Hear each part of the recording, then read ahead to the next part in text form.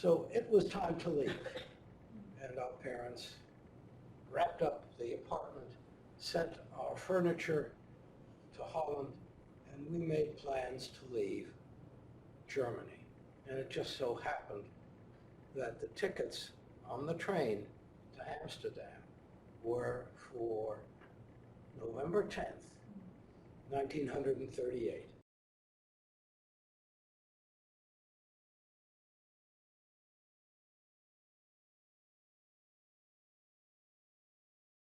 So on November 9th, our apartment the furniture had been moved out of our apartment and we were sent off to Holland. My parents and my brother and I moved to the Dome Hotel. We could still get rooms in a leading hotel in Cologne. Maybe my father didn't disclose the fact that we were Jewish.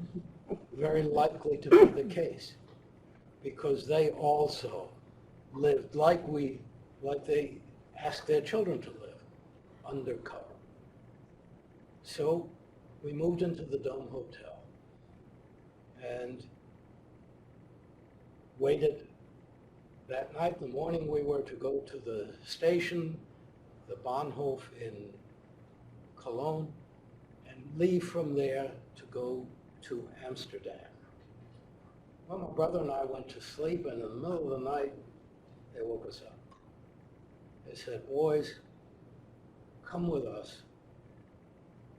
We want you to see something." I still, to this day, don't know what caused them to wake us up and ask us to, but I think I know. And you will know why in a minute as well. They stood us in the opening between the curtains, the drapes that covered the large window of the hotel. And you could look down and you could see all the Jewish shops on the street below, because it was the high-end shopping street in Cologne.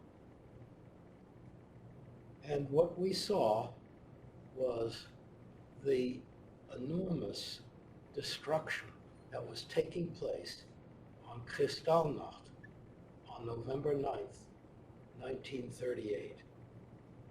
The brown shirts, the SA, the Nazi youth, just German rednecks, if you want to call them that, rabble-rousers, were in the streets throwing rocks into the windows of the Jewish shops and scattering the contents out on the street. It was a cobblestone street, and it would clatter on the ground, it would shatter, and they would shout with glee.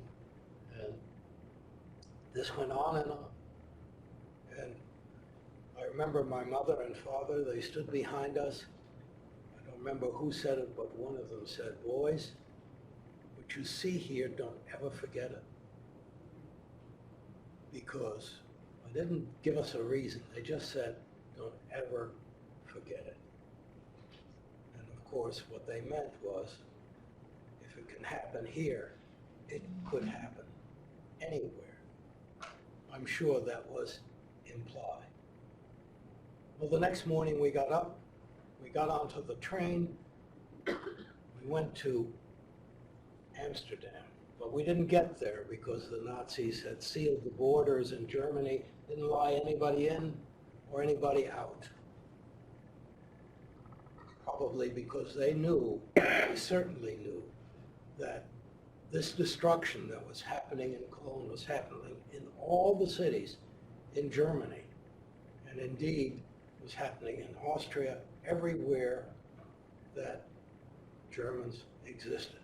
It was fomented by the Nazis, and the hatred that all the propaganda put forth came out on in this massive pogrom that almost all the Germans participated in wherever they could. So we were taken off the train, and as Jews we were separated, and we found ourselves in jail. many of our cellmates were eventually allowed to leave because they had valid visas to travel through Holland to the United States or elsewhere. They had booked passage on a ship. So they let them go. And during that interrogation process, my father was able to persuade the interrogator that his business was vital to the fatherland, because he still, the Germans took over his company, but they made the vital employees, and he was one of them, fortunately, stay employed with that company to show the Germans what they needed to do. And they were in the field of purchasing raw materials, ores and metals, which they needed for their armaments industry. And so he had a letter with him that allowed him to show that to the interrogator, and the interrogator said, okay, we're going to let you go to Holland. We'll watch for you when you come back, because they had no intention of ever coming back. So they let us go, and the town where we were held in jail was right on the Dutch border. And we were taken to the Dutch border. And we were standing there. We wanted to go across and leave Germany. We were standing there, and two SS guys, I guess, black shiny boots, the German uniform. Today when I see a police officer come up and try to stop me for speeding, I get the shudders because that's what I see. Mm-hmm. I see those two Nazis standing there. And what came out of what they said there was rather threatening. They said to my parents, they said, you and your wife may go. We're going to take your children and take them to a camp nearby, and you can collect them when you come back.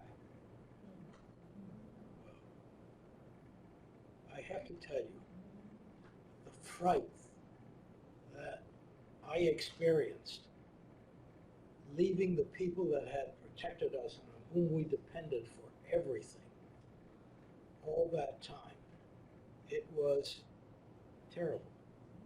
And I still think back of it, and I still shudder, and I think about what all those children that went through the Kindertransport, what they must have felt, having to leave their parents to find refuge elsewhere. And here we were, faced with not knowing where we were going to go, whether we would, how quickly they would be able to come and collect us or what. In comes my mother. She was not one to stand still for that. And she carried with her in her pocketbook a small paring knife which she used to peel apples.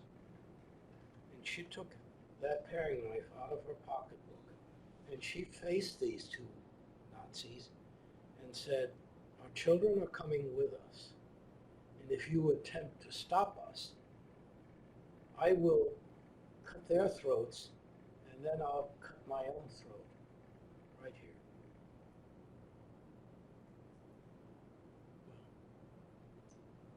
Well, nothing was said. I don't know how long it took. Suddenly, one of these Nazis turned to her and said, Nimm deine Burschen und raus mit dir. Take your brats and get out of here.